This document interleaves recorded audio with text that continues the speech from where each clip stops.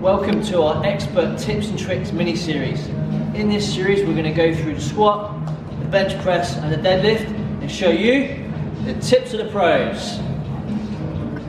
So a squat, and it's a very basic movement. If you're not comfortable loading the bar up, if you're not that experienced yet, this is where we would start. Taking the load off by grabbing some framework. Squat through the range of motion. This is the most easiest basic form. Just do a couple reps for us. If you're comfortable here, you can progress to a bench. Kirby's always maintaining neutral spine throughout every movement and every exercise that she does.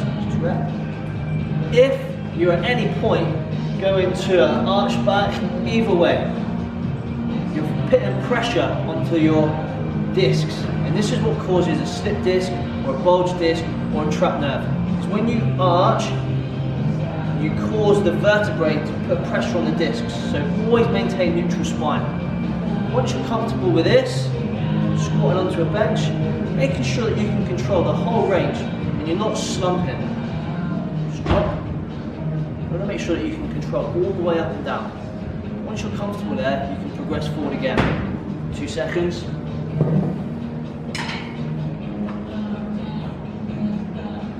First progression would be to be a front-loaded squat. Beautiful. One more. When you're comfortable there, you can progress to a rear-loaded squat.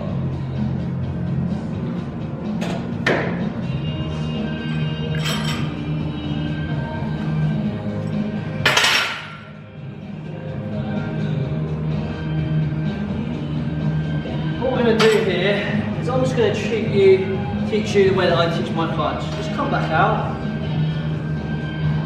What we want to do is we want to create a sequence that you can regularly repeat.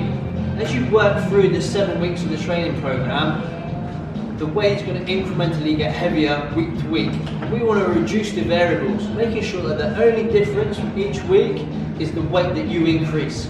This allows the body to become familiar with the lift and know exactly what you're going to ask it. So the sequence that I suggest is left hand, right hand, under the bar, and just stay there. And what Kirby's done really well here is she's took the bar with the closest grip as her shoulder mobility will allow. Now you may not be able to get this close with your grip. You may be at here. The important thing is that you're in as close as you can go. What this does is it allows your scapula or your shoulder blades to squeeze in against your thoracic, keeping it stable and safe. If we're out here, the shoulder blades open out, allowing for thoracic movement and an increased chance of injury. So you bring your hands in as close as possible, your shoulder blades back and down. From here, I'm then going to ask Kirby to take a deep breath into her belly, create intra-abdominal tension by pressing out against my hands. We're out sideways, front and back. From here, it's a strong unrack, and then 3 steps into her lifting position. Go forward.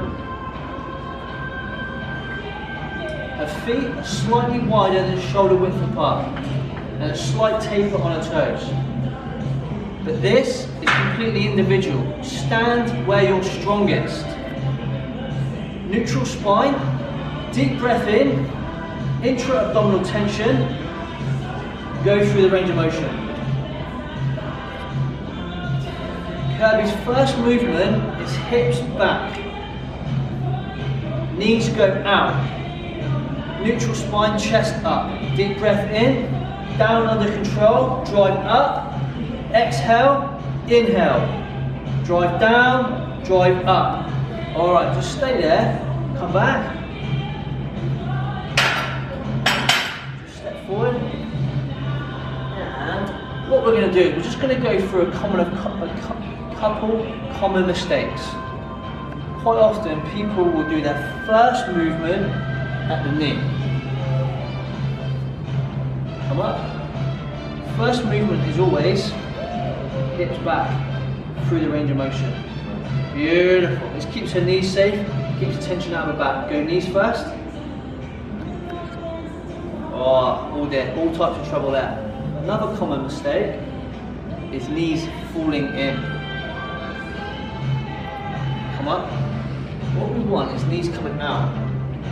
When your knees are out, this engages your glutes.